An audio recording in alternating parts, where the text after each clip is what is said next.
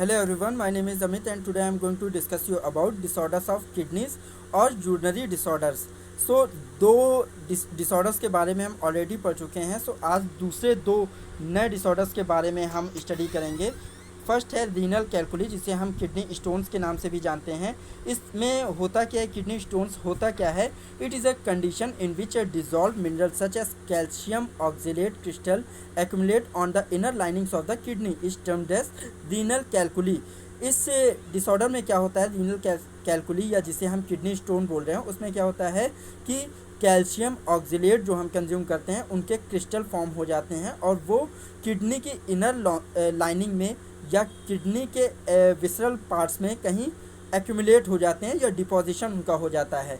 सो ये stone form कर लेते हैं और इसी डिसीज़ को या इसी डिसऑर्डर को हम रीनल कैलकुली या किडनी स्टोन कंसीडर करते हैं. इसके कॉजेज़ क्या क्या होते हैं? सो कॉजेज़ के बारे में जानते हैं. Kidney stone form from excess calcium oxalate. जब ज़्यादा कैल्शियम ऑक्जेलेट या कैल्शियम का इंटेक किया जाता है तो ये जब पूरी तरह से बॉडी से आउट नहीं हो पाते हैं तो ये किडनी के विसरल पार्ट्स में डिपॉजिट हो जाते हैं और किडनी स्टोन्स को फॉर्म करते हैं.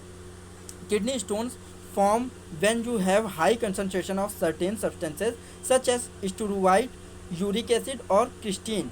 जब कैल्शियम के अलावा स्टूरुवाइड, यूरिक एसिड और सिस्टीन का भी ज़्यादा मात्रा में कंजम्पशन किया जाता है तो ये भी किडनी स्टोन के लिए ये कंडीशन भी रिस्पॉन्सिबल हो सकती है. Lack of water in the body में जब पानी की कमी होती है. डिफिशेंसी ऑफ दो substances which prevents the crystal formation और adhere together such as vitamin D. So students, vitamin D जो होता है वो ये कैल्शियम ऑक्जेलेट के जो क्रिस्टल होते हैं उनको आपस में जुड़ने से या अधेयर होने से रिटार्ड करता है या ये कंडीशन को रोकता है. जब बॉडी में विटामिन डी की कमी हो जाती है तब भी किडनी स्टोन्स या रीनल कैलकुली की कंडीशन आ सकती है. इसके सिम्टम्स क्या होते हैं? सो इसके सिम्टम जो होते हैं, इसमें बैक और एब्डोमिनल पेन कॉज होता है बेसिकली. इसके अलावा nausea, vomiting, blood in urine, pyuria और इंक्रीज्ड अर्ज टू यूरिन जैसी स्थिति होती है. इसका ट्रीटमेंट क्या होता है? Small kidney stone do not always require treatment. So student, जो स्मॉल किडनी स्टोन्स होते हैं, जैसे कि अगर ग्लोमेरुलस के फेनेस्ट्रेटेड वॉल का बात करें तो 3 nm से मतलब 3 नैनोमीटर से जो छोटे पार्टिकल्स होते हैं उनको आसानी से बाहर किया जा सकता है. बट इससे जब बड़े पार्टिकल्स हो जाते हैं तो वो यूरेथ्रा के थ्रू या यूरेटस के थ्रू बाहर आसानी से नहीं किए जा सकते हैं.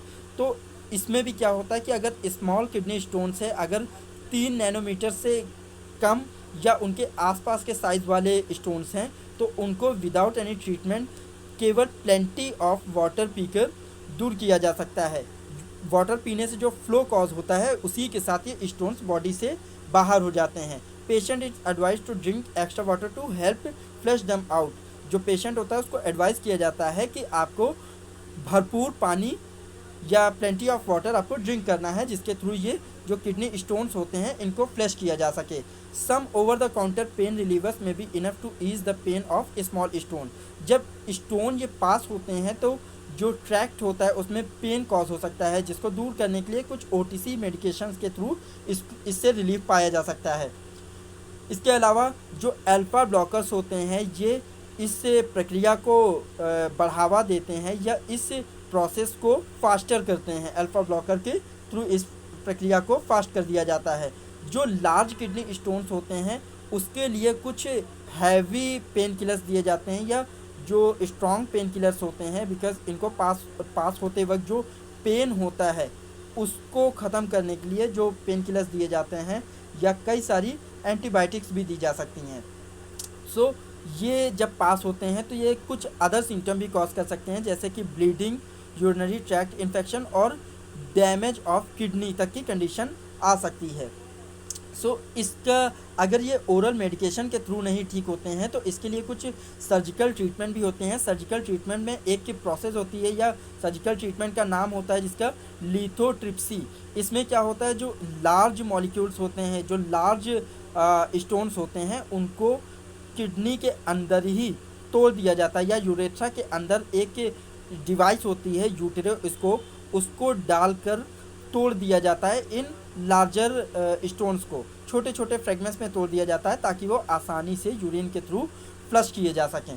इसके प्रिवेंशन क्या होते हैं? सो इसमें भी आपको यूटीआई के जैसे ही प्रिवेंशन रखने होते हैं, जैसे कि ड्रिंक प्लेंटी ऑफ वाटर, आपको पानी भरपूर पीना है, न्यूट्रिशनल डाइट आपको लेनी है, जो साल्टी फूड होता है जिसमें सोडियम आयंस या पोटेशियम आयन की मात्रा ज़्यादा होती है उसको अवॉइड किया जाता है, और विटामिन डी के सोर्सेज आपको ज़्यादा से ज़्यादा लेने होते हैं, बिकॉज विटामिन डी जो होता है ये इन कैल्शियम ऑक्जिलेट या जो अलग सब्सटेंसेस होते हैं जो ये स्टोन फॉर्म करते हैं, इनके अधेरेंस की प्रॉपर्टी को ख़त्म करता है। इसलिए विटामिन डी के सोर्सेज आपको ज़्यादा से ज़्यादा कंज्यूम करने चाहिए। इसके अलावा जो दूसरी डिसऑर्डर है यूरिनरी डिसऑर्डर में, दूसरा डिसऑर्डर आता है किडनी फेलियर। सो किडनी फेलियर जैसा कि नाम से ही समझ में आ रहा है कि जब किडनी पूरी तरह से डैमेज हो जाती है और अपना फंक्शन बिल्कुल भी परफॉर्म नहीं कर पाती है, तो उसको बोलते हैं क्रोनिक किडनी डैमेज या किडनी फेलियर उसको बोला जाता है। चलिए इसके बारे में स्टडी करते हैं। So kidney failure occurs when your kidney lose the ability to sufficiently filter waste from your blood. जब किडनी पूरी तरह से अपनी एबिलिटी लूज़ कर देती है वेस्ट को फिल्टर करने की, और ब्लड को पूरी तरह से बिना फिल्टर किए ही ब्लड को पास होने देती है, तो उसको बोलते हैं kidney failure. Many factor can interfere with your kidney health and function. So ये जो किडनी फेलियर के लिए रिस्पॉन्सिबल होते हैं फैक्टर्स कुछ, वो कौन कौन से होते हैं? सो पहला फैक्टर है toxic exposure to environmental pollutant और सर्टन मेडिकेशन। जब किसी मेडिकेशन जैसे कि स्टेरॉइड्स की यहाँ पर बात हो रही है, जब स्टेरॉइड्स का ज़्यादा दिनों तक यूज़ किया जाता है किसी भी डिसीज़ को ट्रीट करने के लिए, तो ये इनकी वजह से किडनी पर ज़्यादा प्रेशर पड़ता है या किडनी को ज़्यादा मेहनत करनी पड़ती है, और एक कंडीशन ये आती है कि किडनी अपने आप को डैमेज कर लेती है या अपना काम अफेक्ट करती है। ठीक है, इसके अलावा कुछ टॉक्सिक एक्सपोजर भी होते हैं जो एनवायरमेंटल में या पॉइजनस सब्सटेंस जो होते हैं वो भी किडनी को फेलियर की ओर या किडनी डैमेज के लिए बढ़ावा देते हैं। Certain acute and chronic diseases, इसमें ये जो क्रोनिक रीनल फेलियर है इसमें क्रोनिक एक्यूट और क्रोनिक डिसीजेस भी शामिल हो सकती हैं, जैसे कि यूटीआई था, उसके कुछ एक्यूट सिम्टम थे और कुछ क्रोनिक सिम्टम थे।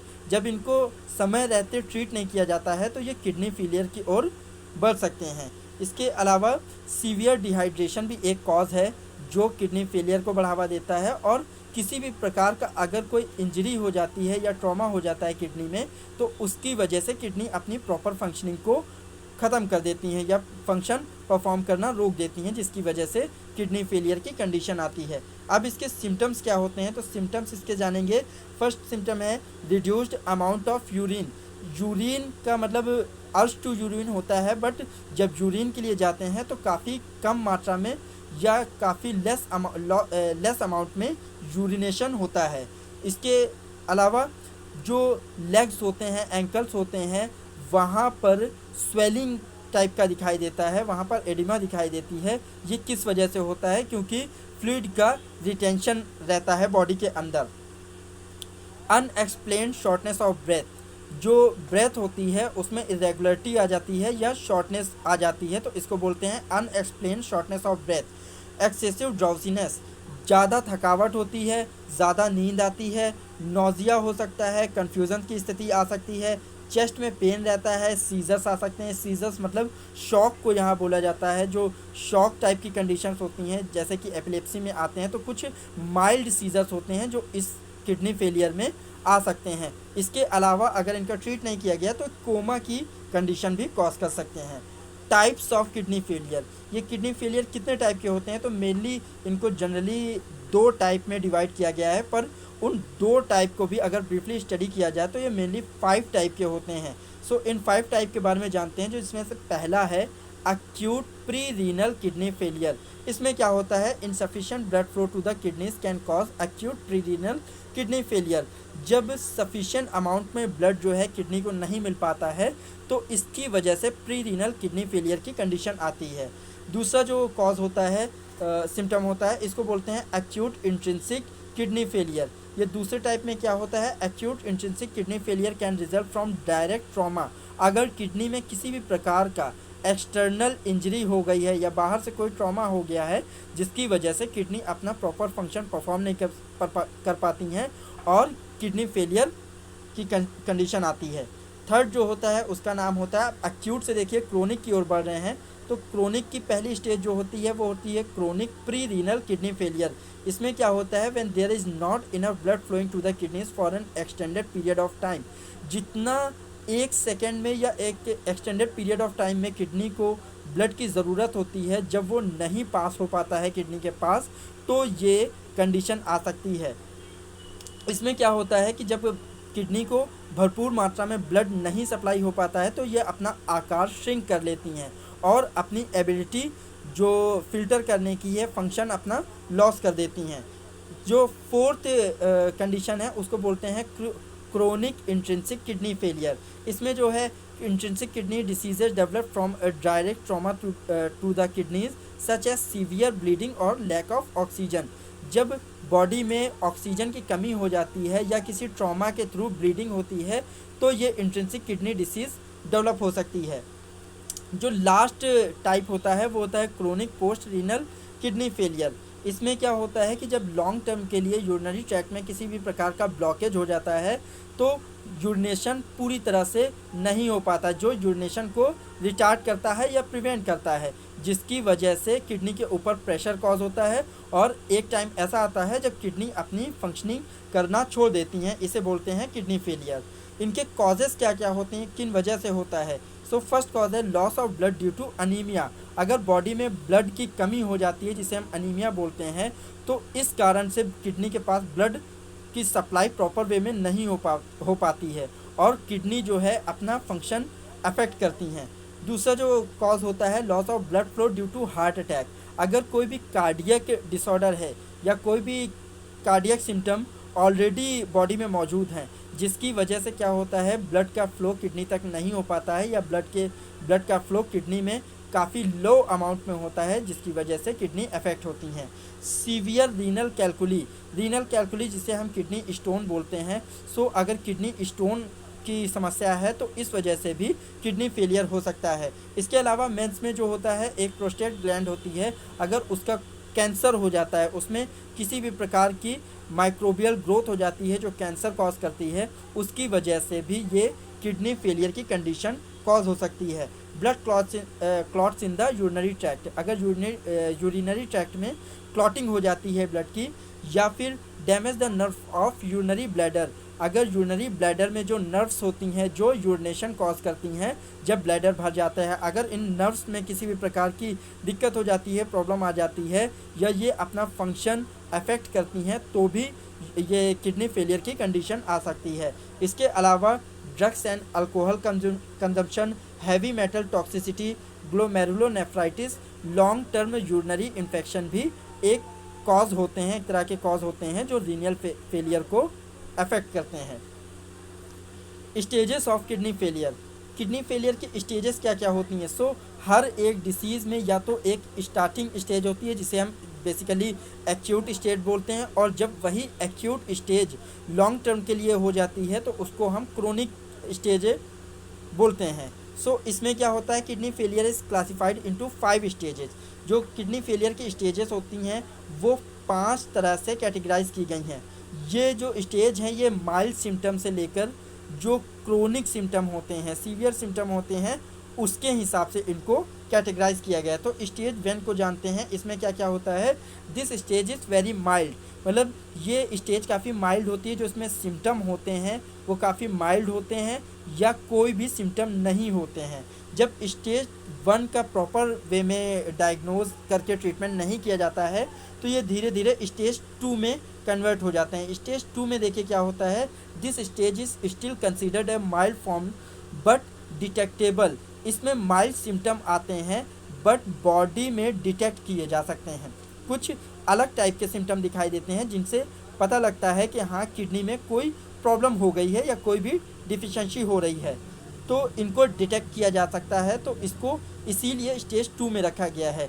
This include heart disease, inflammation and other blood disorder. किसी भी प्रकार का ब्लड डिसऑर्डर या बॉडी में कोई भी इन्फ्लेमेशन होता है या हार्ट डिसीज़ होती है, चेस्ट पेन वगैरह होता है, तो इससे ये अंदाज़ा लगाया जाता है कि बॉडी में किडनी के ऊपर कोई ना कोई प्रॉब्लम हुई है। सब जब स्टेज 2 को भी ट्रीट नहीं किया जाता है तो ये स्टेज 3 की ओर प्रोग्रेस करता है। इस स्टेज में क्या होता है, ये मॉडरेट सिम्टम कॉज करती है। Kidneys are not in good condition and produces symptom like swelling in hands, hands में स्वेलिंग टाइप के सिम्टम, हैंड्स और फीट में, बैक में पेन होना या फ्रीक्वेंटली यूरिनेशन होना, ये इसके सिम्टम्स होते हैं स्टेज 3 के। स्टेज 4 में क्या होता है, this stage is considered moderate to severe. अब स्टेज 4 में जो मॉडरेट सिम्टम होते हैं धीरे धीरे ये सीवियर की ओर बढ़ने लगते हैं। इनमें सिम्टम कैसे आते हैं, symptom can include complication like anaemia, high blood pressure and bone disease. ये एनीमिया कॉज कर सकते हैं, एनीमिया के थ्रू हो सकता है, ब्लड प्रेशर की कंडीशन आ सकती है या बोन डिसीजेज भी हो सकती हैं। ये जो स्टेज 5 होती है ये लीस्ट स्टेज होती है, जिसके बाद किडनी पूरी तरह से डैमेज हो जाती है, जिसे बोलते हैं किडनी फेलियर। अब इसमें क्या होता है, symptom of loss of kidney function will be evident. जो किडनी के फंक्शंस होते हैं वो पूरी तरह से डैमेज हो जाते हैं, जिससे ये पता लगता है कि किडनी अब अपनी प्रॉपर कंडीशन में नहीं है और ये किडनी फेलियर कहलाता है। This include vomiting and nausea, trouble breathing, इची skin etcetera. ये जो सिम्टम्स इसमें आते हैं, इसमें जितने ऊपर के सिम्टम थे उनके अलावा वॉमिटिंग, नोजिया, ट्रबल ब्रीदिंग और इची स्किन टाइप के सिम्टम्स आ सकते हैं। At this stage patient needs regular dialysis और ए किडनी ट्रांसप्लांट। जो स्टेज 5 पर पेशेंट पहुंच जाते हैं सो उनको किसी भी ओरल मेडिकेशन के थ्रू या किसी भी टाइप की मेडिकेशन के थ्रू नहीं ट्रीट किया जा सकता है। इसके लिए कुछ सर्जिकल प्रोसीजर ही अपनाए जाते हैं, जैसे कि डायलिसिस, जिसमें कि किसी मशीन के थ्रू ब्लड का फिल्ट्रेशन किया जाता है, या फिर kidney transplant, same kidney, same DNA की या सेम फैमिली मेम्बर की किडनी को उस अफेक्टेड पेशेंट में जिसमें किडनी फेलियर हुआ है उसमें ट्रांसप्लांट कर दिया जाता है। यही इसके बचाव के तरीके होते हैं।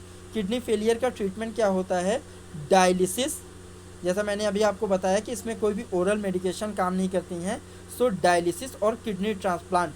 सो डायलिसिस में मैंने आपको बताया कि एक मशीन के थ्रू ब्लड को फिल्टर और प्यूरिफाई करके वापस बॉडी के अंदर इंसर्ट कर दिया जाता है। ये कॉन्टीन्यूअस प्रोसेस चलती रहती है कि एक ओर से ब्लड जाता है, फिल्टर होता है मशीन के द्वारा, और दूसरे ओर से बॉडी के अंदर वापस चला जाता है। किडनी ट्रांसप्लांट क्या होता है, जिसमें मैंने आपको बताया कि किसी दूसरे व्यक्ति की किडनी, जिसकी सही किडनी है, प्रॉपर फंक्शनिंग परफॉर्म कर रही है, उसकी किडनी को अफेक्टेड पर्सन में ट्रांसप्लांट कर दिया जाता है। और जब ये किडनी ट्रांसप्लांट किया जाता है तो कुछ इम्यूनो सप्रेसेंट मेडिकेशन दिए जाते हैं, बिकॉज जो बॉडी का इम्यून सिस्टम होता है वो क्या करता है, जब कोई फॉरेन सब्सटेंस आता है बॉडी के अंदर तो अपना एक अगेंस्ट रिस्पॉन्स प्रोड्यूस करता है। तो किडनी अगर उसके लिए फॉरेन सब्सटेंस हो गई तो ये इम्यून सिस्टम क्या करता है, अगेंस्ट रिस्पॉन्स देता है, जिसकी वजह से फिर से किडनी फेलियर की कंडीशन आ सकती है। सो इसको रोकने के लिए या इस कंडीशन से बचने के लिए किडनी ट्रांसप्लांट के तुरंत बाद इम्यूनो सप्रेसेंट के डोसेस, कॉन्टीन्यूअस डोसेस दिए जाते हैं, जिससे कि किडनी रिजेक्शन की प्रोसेस जो होती है इम्यूनो सिस्टम के थ्रू, उसको रोका जा सके। सो ये कुछ प्रिवेंशन और ट्रीटमेंट थे किडनी फेलियर के। सो आई होप कि आपको समझ में आए होंगे। So thank you very much.